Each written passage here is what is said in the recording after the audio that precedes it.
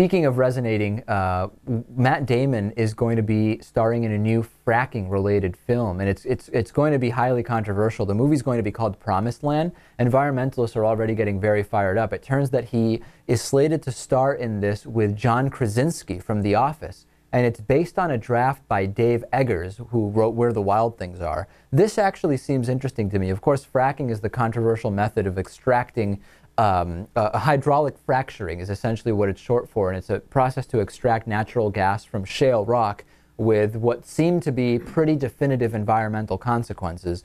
I think that this could be pretty fascinating. Damon and Krasinski are going to star as basically they're rival corporate executives, and they the idea is that they are involved in this fracking. I'm actually looking forward to this. Number one, because I'm kind of a fan of Matt Damon's. I like all of the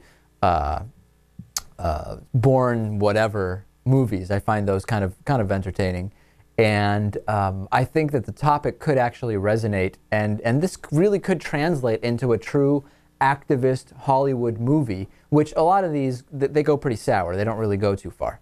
Yeah, that's true. I'm a fan too. He's a great actor. I think we talk a lot about how celebrities use their influence to make people aware of certain things. Sure.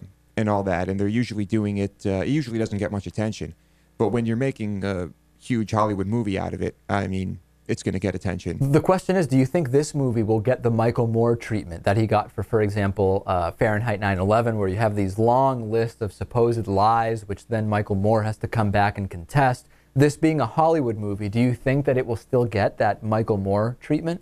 Well, is this a fictional movie? Yeah, this is it's a movie. It's a fictional film. Yeah. All right. Well, then you can't comment on if it's lies, or if it was I don't a know nonfiction. about that. If it was a documentary, you could say you could question Point it. out what was misrepresented. But if it's your standard narrative fiction, then I think it's art. What do you think, Natan? I think he still is. It will open itself up for the Michael Moore treatment. Yeah, I mean, there are a number. Almost every historical fictional film that comes out is subject to analysis as to whether it's factually accurate or not.